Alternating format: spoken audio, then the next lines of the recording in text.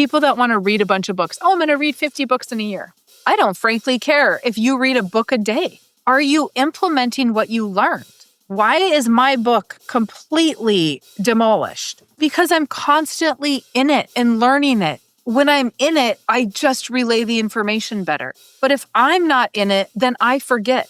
And we see that a lot in this industry. Agents that aren't teaching from the book. Instead, they're teaching from an illustration and saying, hey, here, go buy this, create this savings account. We have colleagues that are doing these big, huge presentations, and they're not even utilizing the information in the book. Why?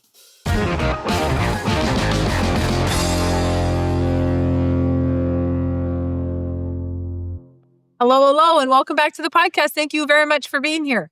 Okay, we are back to BYOB, and we are going to cover the arrival syndrome and use it or lose it. So we're going to go over page 34 and 35. All right.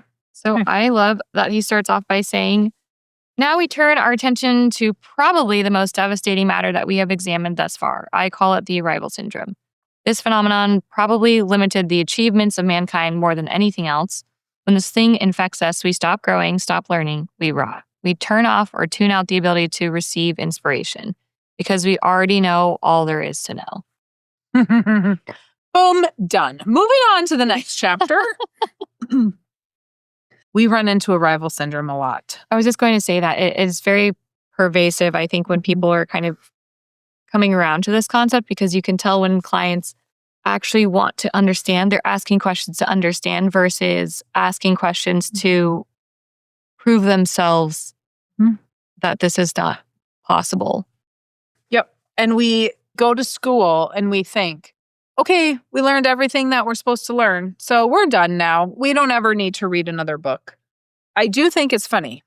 As he goes on in this chapter, he was talking about Ed Deming, who was a business consultant, and he taught the Japanese the idea of quality. And the US said, no, thank you. We are already doing that. No, they were not doing that. They were only taking a superficial look at what Ed was saying and jumping to the conclusion that they already understood all the ramifications of Ed's concept. So then he went and taught the Japanese and came back, and America was like, oh, well, we weren't doing that. And so I think that that's really funny, because people will say, well, I'm already doing that with my IRA. I'm already doing that with my real estate. I'm already doing that with my universal life policy. And they're taking a superficial look. Yeah. They're not actually understanding it. And so it's just like every objection we get, everything we hear, we're like, oh, here's my comeback, or here's my explanation for that. But Nelson already thought of it. Like, he had already heard about it all. We have to be careful if we say we already did that. He says the greatest obstacle was discovering the shape of the earth, the continents, and the oceans was not ignorance. It was illusion of knowledge. And so we can say, and he goes on to say a whole bunch of times in here, that it's basically compared to saying, hey, the world is flat, and they discovered the world is round. And we're like, no. No, it's not. Nope. I already know it's flat. Right? Because I know everything. But what he's getting at there is I fell off the edge. Right. People, it requires an unlearning. It requires people to be open-minded and curious instead of just ending the thought of like, I already know everything there is to know. Mm-hmm. Yeah. And some of us are just genuinely, you and I are genuinely very curious. I was asking you a ton of questions about farming last night. I'm like, well, what about this? And how does this work? And how about farm ground? Yeah. Genuinely curious about how other industries work, which is what makes us really good life insurance agents when we are working with a client. We want to know everything. A lot of times I go down a rabbit hole and I will tell clients, this has nothing to do with infinite banking, but I want to understand your business. This is very fascinating to me. This is exciting. Like, I've never heard of this business before. I want to know what you're doing and how you're doing it and how in the world did you even think to do that, you know? But we are never going Just like in the last podcast, when we talked about asking how can I do that? We have to not be in the arrival syndrome to be in the how can I do it mindset. If we already have given up and shut the door and said, grade 12, shutting that door, locking it, and throwing the key away. No more information. None. Just so Netflix scary. from here on out. Netflix and news. Great combo. Yeah. Yeah. Yeah. Okay, use it or lose it. This is really a fun chapter because I think it applies to so many things. Okay, so I'm going to go to what I have highlighted here. It says, don't brush your teeth regularly and they will rot. The arrival syndrome produces a comfort zone that causes people to lapse in their old way of doing things, a lifetime of accumulated information that determines how one conducts oneself. Basically, what he's saying is, like, if you don't use the things that have benefit to your life, you will lose it. If you are learning a second language and you don't speak it regularly, you're going to lose the ability. Same thing with infinite banking. Like, if you're not actively engaged with your policy, you're going to lose sight as to why you decided to do this in the first place. You have to use something for it to be useful to you. So don't neglect the things that are useful to you. Yeah, and earlier he says, all human progress is predicted on this matter of human nature. It is not easy to conquer. It is absolutely necessary. He's not saying this can be easy. That understanding this concept and learning it and applying it, this is going to be a cakewalk. No, it's not going to be a cakewalk. Because he goes on to say, after what you read, the fact that this conclusion may be based on fallacies, fallacious information is besides the point. I illustrate the point by telling people what I'm teaching you is equivalent to teaching you that the world is round when most folks think that it is flat. So we get in a comfort zone and we don't want to get out of that comfort zone because what are we then going to be thought of as we talk to our peers? And they're like, well, geez, you're being overly positive, aren't you? That's crazy. What happened to you? Because we truly do, as we grow, we lose people. We leave people behind, not intentionally.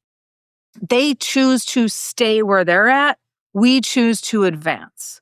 And so over the years, as I've gotten more successful and had more businesses, people have been left behind because they chose to be there.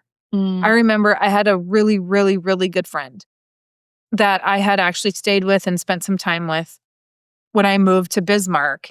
And when I started this business, she had told a mutual friend that she's like, yeah, all Mary Jo wants to do now is talk about her business. Well, yeah, because I had just found infinite banking and I thought it was like the best thing ever. But she didn't want to. They had apartment buildings and she's like, they're too much work. We're getting rid of them. Even though her father-in-law has all this income from having apartments. He gifted them an apartment building. But it was so far out of her comfort zone and her husband's comfort zone that they just wanted to stay right where they're at. And I just so happened to run into her the other day. That's 16 years later. And they're still in the same spot they were 16 years ago. We can't feel bad about leaving those people behind. I have a friend that just started a business. And I said, that is awesome. Super excited for her, like just beyond thrilled for her. And I'm like, whatever you need help with, let me know. Happy to help. And I'm like, you do need a warning though. Your friends are not going to follow you. So all of these people that have been your friends for years and years as you've been an employee, do not expect them to be happy for you. And she's like, I have already encountered that. And I said, welcome to the new life. And she goes, where do I find people to talk to? Like, you're going to have to put yourself around other business owners, around other people, which is what Nelson is saying. Yeah. Find the other people that do infinite banking and surround yourself with them so that your mind is constantly open. Listen to the podcasts, listen to our podcast, listen to James Nethery's podcast, listen to other infinite banking practitioners' podcasts. They're all there because the infinite banking concept is dealing with a total paradigm shift. This amounts to a personal monetary system. And then he goes on to say, he's talking about EVA again and the economic value added, which was in another chapter. But he said, all the concept amounts to is a recognition of the fact that your own capital has a cost of money as well as that which has been borrowed from banks. EVA works, but not if you make these common mistakes. You don't make it a way of life. Most managers try to implement EVA too fast. The boss lacks conviction. Managers fuss too much. Training gets short shrift. Shrift? Is it supposed to say shrift? I don't know. There's a couple spelling errors, but okay. A lot of people may just look at that and go, oh, well, okay, I'm just going to not worry about those 5 things. Those 5 things are exactly what we're talking about. They don't make it a way of life. They don't make EVA a way of life. You don't make your policy a way of life. You use it as a savings account, or you use it a little bit, but you don't use it extensively. Most managers try to implement it too fast. Maybe you have a policy that's too big and you're trying to put too much money into it, which is causing you heartache on the other side. So be smart about it. You lack conviction. You fuss too much. That one I think is funny. If you're fussing about having to pay the interest to the insurance company, paying premium, oh my God, I have to go online and type out a form to access money. I have to wait 10 days to have access to my money. What do you mean it takes 3 to 5 days for it to be deposited? Really? That's what you're fussing about? Right. And training. You need to have the training. You should have an agent that is there to help you train. You should not have an agent that just sells you a life insurance policy and walks away. And one must develop new habits. He talks about this. That's a really big one because I think, all too often people are just like, oh, you have to make it a way of life. Like it has to be a priority for you. Because if it's not, you're going to lose it. You're going to lose sight of why you're even doing the thing in the first place. Mm-hmm. I like that he says, in talking with members of the infinite banking concept think tank, we continue to notice that many are still caught up in the posture of thinking that the matter is a function of interest rates. This is a fatal error. It has to do with recognizing where money is flowing to and the failure of charging interest to yourself for the things that you buy using your own banking system. Any time that you can cut out the payment of interest to others and direct that same market rate of interest to an entity that you own and control, which is subject to minimal taxation, then you have improved your situation. Mm-hmm. So the really important thing about this too is that the inputs are not changing. You're still making the same amount of money. You're changing how you use it. Where are you putting it first? What environment is it flowing through? What residence are you selecting to house your capital? And is that the best environment for it to flow through? Yeah. I like, though, I don't think you emphasized enough. They're caught up in thinking this is about interest rates. This is a fatal error. Fatal.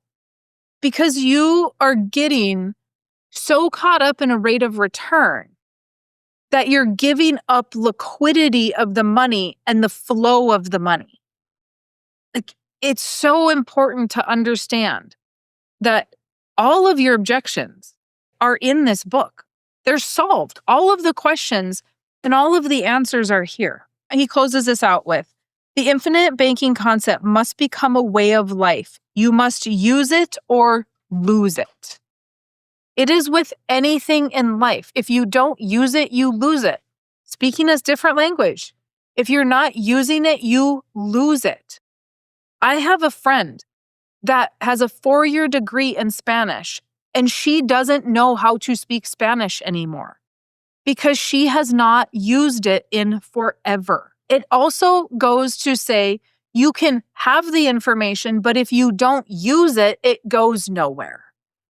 So you can know about infinite banking, you can know about what you're supposed to do, but if you don't do it, you're not getting anywhere. You're going to stay where you're at. It almost makes the knowledge irrelevant. If you have all of the knowledge, but you're not taking any action, then what good is the knowledge? Just to make you feel good about yourself for being in the same That's spot? like people that want to read a bunch of books. Oh, I'm going to read 50 books in a year.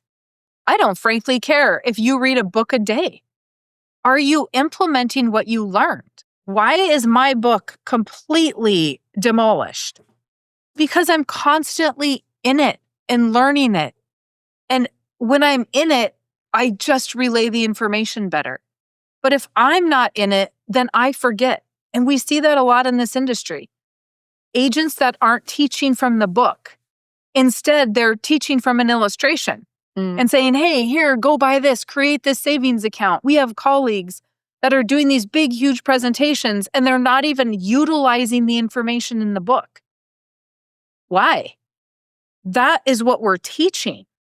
And so we need to come back to it and come back to it and come back to it and review it and review it and review it, because we don't have the arrival syndrome, and I don't want to have the arrival syndrome. Yeah, I actively try to not have the arrival syndrome. It's just safer for me to just assume that I don't know anything so that I can learn everything. Right.